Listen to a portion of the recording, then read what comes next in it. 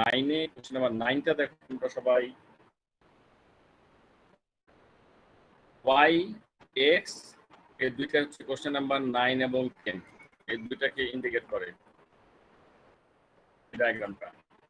দেখি কি বলেছে, a mass moves with simple harmonic motion, which graph correctly shows how the total energy y of the mass varies with distance x. x টা হচ্ছে distance আর total energy হচ্ছে y from the equilibrium position. Total energy y of the mass varies with distance x from the equilibrium position. তোমাদেরকে আমি দেখিয়েছিলাম যে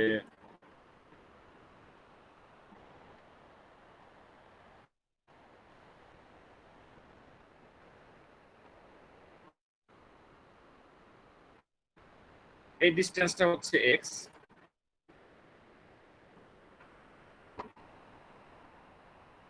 যখন এখান থেকে এখানে আসে এখানে পুরোটাই হচ্ছে জিপিই,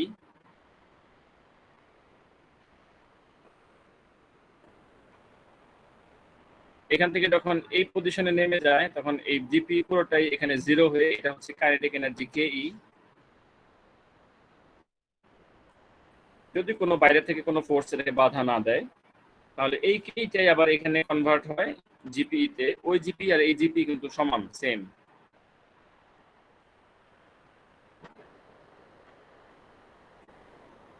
এবং এটা যদি এরকম সুইং করতেই থাকে তাহলে এই জিপি এখানে কেই, তখন এখানে জিপি জিরো, সবটাই হচ্ছে কেই। আবার এই কেই যখন আবার উপরে উঠে যায় এটা সবটাই জিপি, আবার এটা যখন নিচে নামে আবার এটা কেই, আবার এইটা আবার এখানে জিপি তে কনভার্ট হয়। এখন যদি কোনো প্রকারের থার্ড ফোর্স, মনে করো এয়ার রেজিস্ট্যান্স, ফ্রিকশন, এটাকে বাধা না দেয়, এটা সারা জীবন এভাবে দুলতেই থাকবে এবং এনার্জি কিন্তু কমবে না। Total energy remains constant. পরিষ্কারভাবে মার্ক করে দিয়েছি টেক্সট বুকে, পেজ নাম্বার হচ্ছে 157।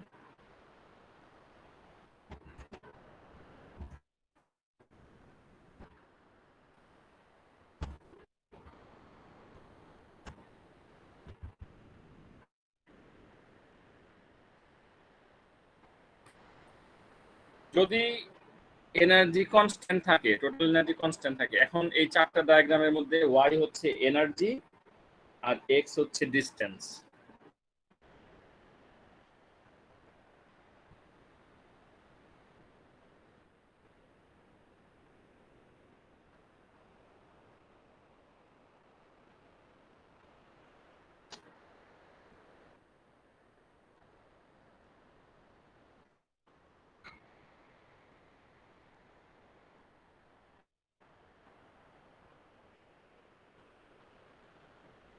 এবার তোমাদের দেখতে সুবিধা হবে। এবার দেখো যে mass moves with simple harmonic motion, কোশ্চেনটা দেখো, which graph correctly shows how the total energy y of the mass varies with distance. যখন এখানেও ইভেন, এখানেও যখন নেমে চলে আসে মাঝপথে তখন যতটুকু জিপি কমে ততটুকু কেই কিন্তু বাড়ে, সব জায়গায় কনস্ট্যান্ট। তাহলে কনস্ট্যান্ট কোথায়, কোন জায়গায় চেঞ্জ হয় নাই, সেটা হচ্ছে আমাদের নাম্বার সি। এটার মধ্যে কিন্তু কোনো চেঞ্জ নাই, এনার্জি কিন্তু এনার্জি রিমেইনস কনস্ট্যান্ট। এই ওয়াই এর ভ্যালুটা হচ্ছে কনস্ট্যান্ট এনার্জি। সো সি হচ্ছে অ্যান্সার। দেখো এটা একটা কনস্ট্যান্ট এনার্জি শো করে।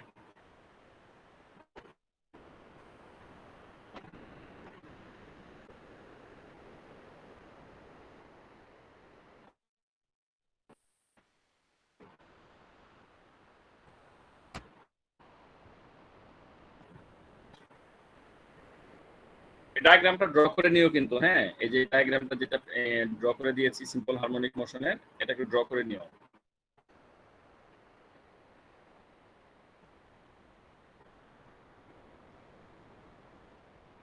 লাস্টের কোশ্চেন নাম্বার 10 দেখো, a mass moves with simple harmonic motion, which graph correctly shows how the time taken t for one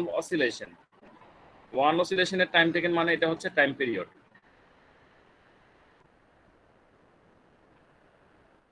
capital y varies with the frequency x of oscillation. Frequency হচ্ছে s, এখানে হচ্ছে frequency.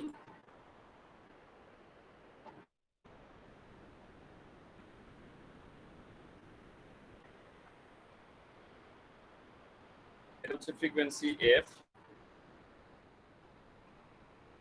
Time taken for one oscillation Y, Y হচ্ছে one oscillation varies with the frequency. আমরা এটা জানি যে time আর frequency relation হচ্ছে t proportional to 1/f, t proportional to 1/f।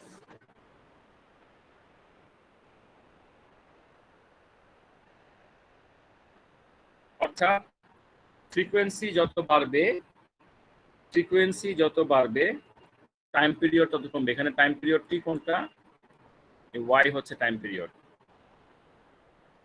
Frequency আর এখানে ফ্রিকোয়েন্সি হচ্ছে এক্স, এক্স হচ্ছে ফ্রিকোয়েন্সি আর টি হচ্ছে ওয়াই। মানে এই কোশ্চেনের জন্য আমাদের ডায়াগ্রাম ইউজ করতে হবে এটা। তাহলে এখন এই কোশ্চেন হলো এই ওয়াইটা হচ্ছে টাইম পিরিয়ড,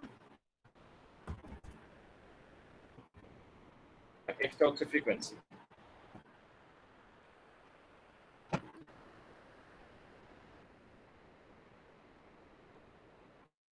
গ্রাফ একটা দিয়ে দুই জায়গার কাজ ছেড়ে ফেলেছে, আর এখানে হচ্ছে ফ্রিকোয়েন্সি।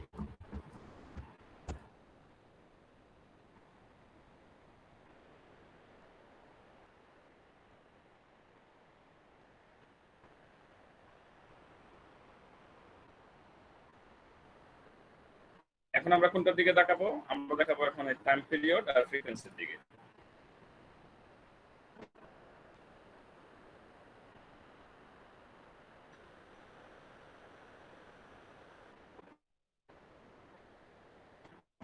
এখন দেখো যে ইনভার্সলি প্রপোর্শনাল কোনটা ইন্ডিকেট করে। ইনভার্সলি প্রপোর্শনাল এখানে ইন্ডিকেট করে যে যখন ফ্রিকোয়েন্সি বাড়বে টাইম পিরিয়ড তখন কমবে। মূলত ইনভার্সলি প্রপোর্শনালটা ইন্ডিকেট করে, ইনভার্সলি প্রপোর্শনাল যদি আমরা ড্র করতে চাই এরকম না, ইনভার্সলি প্রপোর্শনাল ড্র করতে হয় এরকম।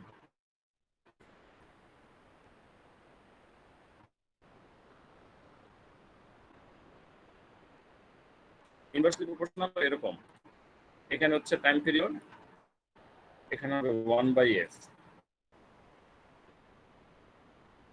এখানে কিন্তু ইনভার্সলি প্রপোর্শনাল কোথাও দেওয়া নাই, কিন্তু এখানে রিলেশন দেওয়া আছে। রিলেশনটা কি? রিলেশনটা হচ্ছে ফ্রিকোয়েন্সি যত বাড়বে টাইম পিরিয়ড তত কমবে।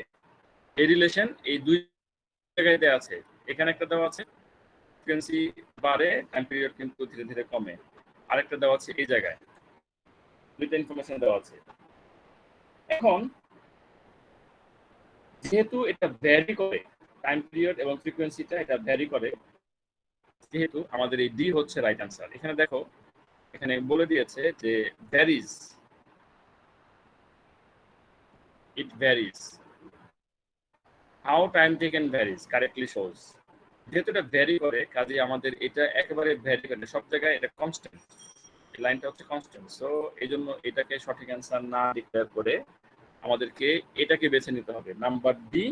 এবং এই কোশ্চেনটা কিন্তু যথেষ্ট অ্যানালাইটিক্যাল, কোশ্চেন নাম্বার 10, যে এই চারটার মধ্যে বেশিরভাগ স্টুডেন্টস এখানে মার্কিং করে আসবে এইটা, এটা কনস্ট্যান্ট রেট। আর এখানে কিন্তু কনস্ট্যান্ট রেট, এখানে কিন্তু ভ্যারি করছে, এখানে এক এক জায়গায় রেট কিন্তু এক এক রকম। So this is the right answer. তারপরেও এটা বুঝতে একটু প্রবলেম হবে, ধীরে ধীরে এগুলো দেখতে দেখতে তোমাদের মধ্যে অভ্যস্ততা চলে আসবে, ইনফরমেশন গুলি ভিতরে প্রবেশ করবে। আপাতত এটা দেখে রাখো যে আমাদের ইনফরমেশনটা হচ্ছে ডি।